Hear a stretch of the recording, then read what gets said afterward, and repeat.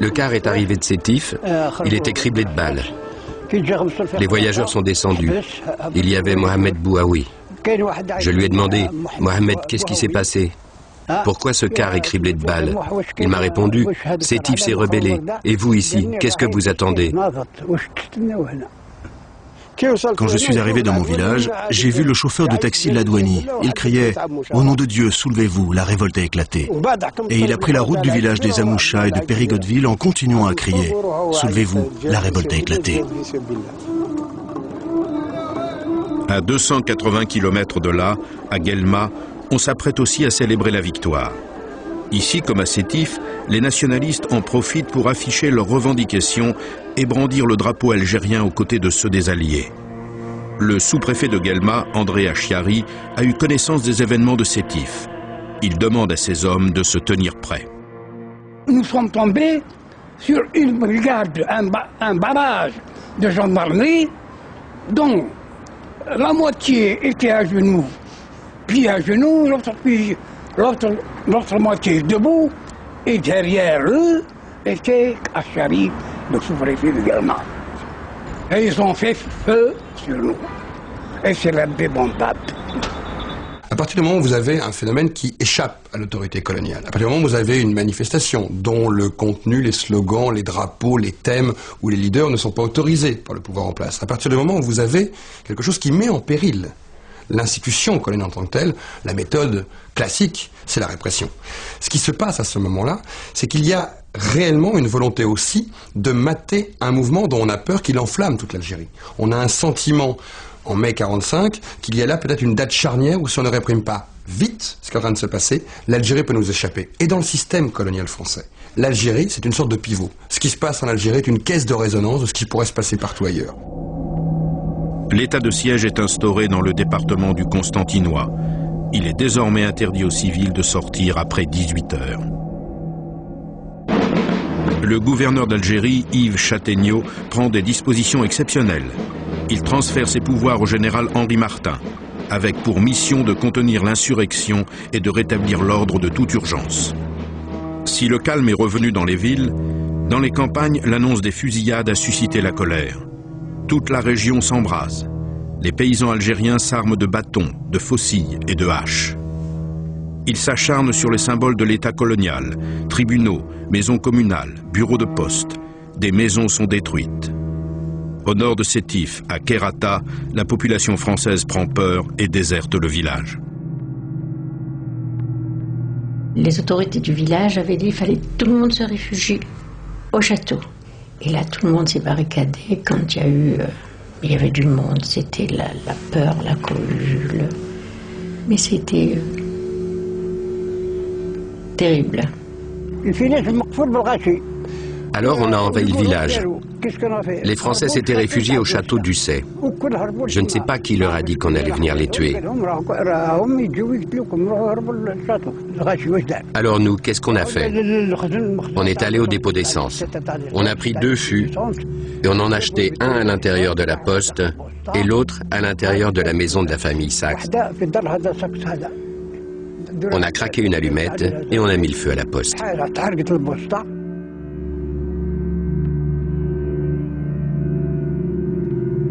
À Kherrata, c'est la Légion étrangère qui va libérer les Français réfugiés au château d'Ussay.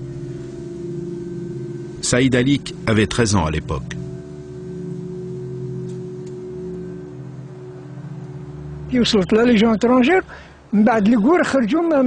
Quand la Légion étrangère est arrivée, les Français sont sortis du château d'Ussay. Ils ont commencé à tirer sur nous sans faire de distinction. Ils ont tiré des rafales sur tout le monde.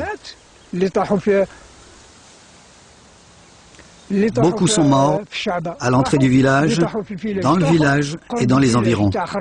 Les autres ont réussi à s'enfuir. Je me suis enfui avec mes frères, mais 5 membres de ma famille sont morts. Mon père, ma mère, 2 de mes frères et ma sœur.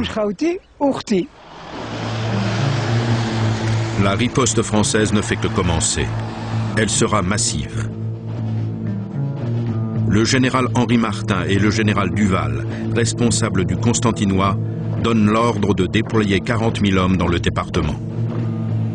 À leur demande, en plus des forces déjà présentes sur le terrain, des régiments entiers embarquent pour l'Algérie, chars de combat, navires croiseurs.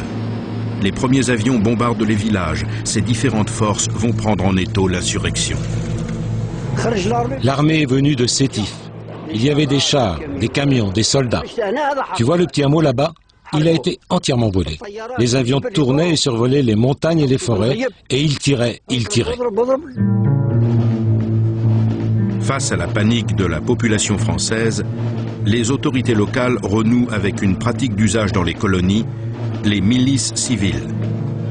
Le 9 mai 1945, le préfet Lestrade Carbonel publie dans la Dépêche de Constantine un appel à constituer des milices dans le but de contribuer au maintien de l'ordre. Les civils français vont prendre les armes pour assurer eux-mêmes leur sécurité. L'armée n'a pas encore atteint Guelma où la population est terrorisée. 280 personnes se présentent aussitôt au sous-préfet André Achiari. La gendarmerie fournit des armes à ceux qui n'en ont pas. La plupart des miliciens ont pour mission de patrouiller dans les rues et de garder les entrées de la ville. Mais certains d'entre eux vont participer de façon plus active. André Achiari est à leur tête. Cet ancien des services secrets français souhaite venir à bout de ce qu'il appelle le complot arabe. Il crée un comité de salut public, un conseil de guerre illégal qui rassemble des Français de toutes les tendances politiques et de toutes les couches sociales. Dès le 9 mai, cette organisation va dresser la liste des manifestants algériens. Ils seront arrêtés le soir même par les gendarmes et les miliciens. Blessé à la jambe lors de la manifestation du 8 mai, Gals Abdallah se trouvait alors à l'hôpital de Guelma. Comment nous avons appris ce qui se passait dehors? C'est quand on entendait les mugissements des bêtes qu'on avait dans les bestiaux, les bêtes, les moutons, les vaches qui gueulaient, et on entendait les rafales la nuit. Et on se demandait qu'est-ce qui se passait, et on ne savait pas. Et celui qui nous donnait la soupe, il nous dit « Remerciez ciel que vous êtes ici et vous n'êtes pas dehors ». À Sétif, c'est l'armée qui a pris le contrôle de la ville. Français et Algériens restent cloîtrés chez eux. On a été confinés dans nos appartements. Et il fallait fermer les persiennes parce que la rumeur disait que les Arabes du haut des toits tiraient sur les fenêtres et aucun Français sur les Français. Donc et cette peur a régné pendant quelques jours. On n'osait plus sortir. Moi-même, mon père m'avait mis dans un couloir pour échapper aux fenêtres qui étaient à l'extérieur. Il y avait le couvre-feu. On ne sortait plus. On avait peur. C'était la peur qui menait tout le système. Le 10 mai à Sétif se déroulent les funérailles des 28 victimes françaises de la manifestation du 8 mai. Par le biais d'un communiqué, le général de Gaulle témoigne sa sympathie aux familles des victimes et réaffirme sa volonté de réprimer tout agissement anti-français. Le gouverneur Yves Châtaigneau vient assister aux funérailles. Il est pris à partie par les Européens.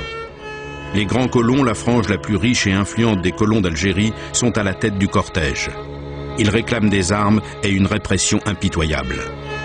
Ils exigent aussi la tête de Ferhat Abbas, l'autre figure de proue du nationalisme algérien qui a été arrêté le 8 mai 1945 à Alger. La manière de réagir face à Yves Châtaigneau, qui représente la France en tant que gouverneur de l'Algérie, et le fait qu'il soit hué par le grand colonna, n'est ni plus ni moins que la manière du colonna d'expliquer qu'elle ne veut pas à aucun moment, ni de réforme, ni être représenté d'ailleurs par un gouverneur d'origine socialiste, SFIO à l'époque, ni même d'imaginer qu'on ne va pas revenir à la situation de l'entre-deux-guerres où ce grand colonna avait tout pouvoir en Algérie. Ce grand colonna a été confronté à cette situation politique, vit en plus dans une angoisse des masses arabes qui pourraient d'un seul coup envahir et dominer la situation démographique en Algérie, prendre un pouvoir politique supérieur, prendre une place plus importante que celle qu'on lui avait donnée avant-guerre. Ce grand colonna en 1945, il est en train de reprendre en main sa colonie. Et pour lui, c'est bien la sienne. Personne à Paris doit décider à leur place, encore moins un socialiste, alors encore moins les Arabes, et encore moins les leaders nationalistes. L'offensive du pouvoir contre les nationalistes ne se limite pas aux leaders.